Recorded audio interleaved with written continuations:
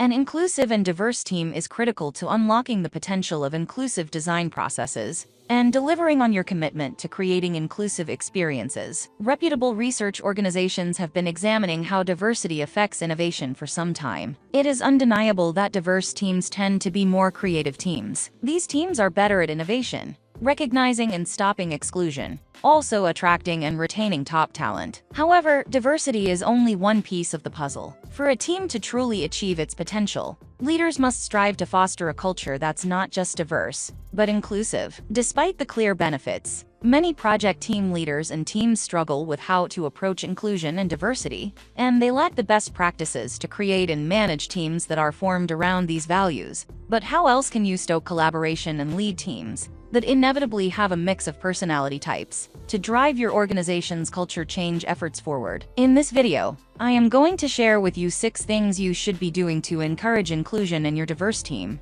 when working on projects and running your business. Number 1. Discourage group thinking. Recognize the value that each person's perspective adds to any discussion. Instead of aiming for consensus, where everyone apparently agrees, you should aim for synergy, where various viewpoints serve as the building blocks for fresh approaches. Thinking about team fit is one of the most counterintuitive things a recruiter can do if they want to create an inclusive workforce. Although leaders may believe they are hiring someone who would fit in well and work well with the team, in reality, they are just selecting individuals who have the same outlook as the rest of the current team. It's crucial to break cliques that frequently collaborate. Even though they might have a deep awareness of how one another functions, there's a strong probability that they have adopted the group thinking mindset. As a result, their methods of operation can become routine. They'll view things from the same angle, and their degrees of originality will be decreased. In some ways, the transition to remote and hybrid work offers the potential to foster a more inclusive workplace. Collaborative software can level the playing field by enabling team members to leave written ideas on sticky notes, produce films through integration with other software, as opposed to ideas being thrown about in real time during a hectic whiteboard session in a conference room. Number 2. Give everyone access to the tools they need to make improvements. Many organizations now place high importance on recognizing and encouraging an individual's preferred working styles, particularly as more businesses adopt hybrid and remote-first models. The one activity that can assist teams to get to know one another is having each employee produce their own manual that details their working preferences, peculiarities, and styles. You might also ask your employees or team members how they would want to be acknowledged. A group call-out may be appreciated by some, yet individual recognition may be preferred by others. You must provide people with useful tools, so they may make changes and develop productive team habits. If you want to truly foster an inclusive culture, the little daily rituals your team members engage in will form your culture. In a similar manner, leaders should encourage their staff to use calendar blocks to indicate meeting availability, working hours, do not disturb, deep work times, and lunch breaks. As the meeting's leader, you must encourage everyone to speak up and foster a positive atmosphere where everyone's opinions are valued. Try to be as inclusive as you can for remote workers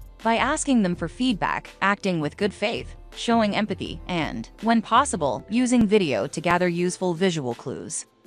Third on our list, encourage action. Provide people with doable actions to take and hold them accountable to each other through reporting and daily rituals. The physical surroundings should be modified to reflect and promote the new culture. Rearrange the workplace layout to encourage better teamwork and collaboration. If the theme is teamwork and accessibility, spend the money to make the business's physical space accessible to all of your employees. The key is to coordinate your actions with the intended culture. Create a culture that values feedback because it drives ongoing development. But in order to give and receive feedback successfully, your team needs to be part of a larger feedback culture. You have to model the change you wish to see. Make an effort to practice what you teach about the advantages of feedback, and persuade your fellow managers and executives to follow suit. Talk openly with your team about creating a feedback culture where you're committed to supporting one another's growth and success, and the first to acknowledge one another's accomplishments. You must alter both your daily actions and your business processes in order to promote an inclusive culture. People won't pay attention if you only tell them once. They require daily prodding to act and regular encouragement to reflect. Fourth on our list is to make inclusion inclusive. People feel comfortable making unusual or different suggestions in an inclusive atmosphere. They can also say what everyone in the room is thinking, but is afraid to utter for fear of being misunderstood. Although inclusion enables that potential to be realized, diversity gives the possibility for many viewpoints and ideas. To ensure that everyone is going through the same process at the same time, communicate strategically to keep everyone updated on events within the business. A small group should be chosen to serve as the focal point for communication activities and to translate data arriving from the top and bottom. A lean, agile organization that can compete in today's business environment needs an active communication system. Being able to review information in advance of collaboration sessions and meetings makes your team more likely to contribute, because they can come up with ideas in a more conducive, private environment, rather than being expected to do so on the fly in an environment that causes them stress. Making use of everyone's opinions and combining them in a useful way will significantly improve your ability to create, and is essential to enacting large-scale culture change, because influence flows both ways. Fifth on our list is to get everyone on the same page. Years of studies on leadership development have shown that the most influential people are those who are at the top of the organization. But what about the hundreds or thousands of people that work every day to keep a company running? What impact do they have on cultural change? Remember that a top-down mandate cannot transform a culture. It is ingrained in the behaviors and common perceptions of every employee in a company. An organization's training budget for inclusive culture and leadership might be in the hundreds of dollars. But if just the organizational leaders are inclusive, you won't be able to influence your culture in a meaningful way. If everyone learns how to be inclusive and practices it simultaneously, only then will change occur. Every single person in your organization needs to be aware of the standards, beliefs, and behaviors you set and hold one another accountable. If you want to truly create an inclusive culture, an inclusive atmosphere would encourage higher levels of servant behavior, which should not be mistaken with servant leadership, as well as allow teams to make bold proposals and constructively confront one another. Servant behavior is where team members work collaboratively on behalf of their colleagues. Last but not least on our list is to establish psychological safety.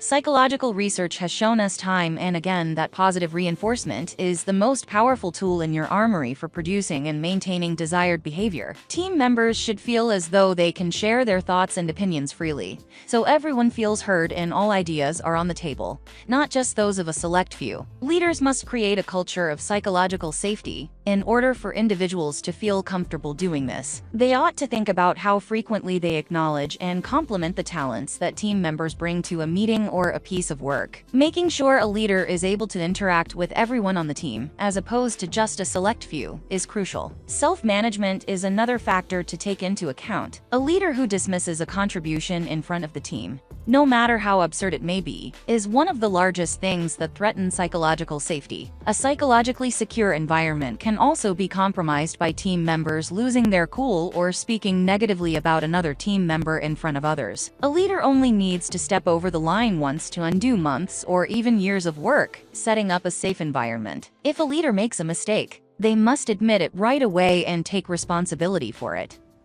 Your commitment to the desired culture must cascade from senior leaders down to all managers and employees within the organization. All leaders must show their dedication to the culture by acting in a way that is compatible with it, rather than just praising it. Consistent behaviors become a part of your culture's landscape as you begin shifting your organization's culture in the right direction, and you'll soon start seeing your employees sharing their experiences and becoming a part of your organization's culture.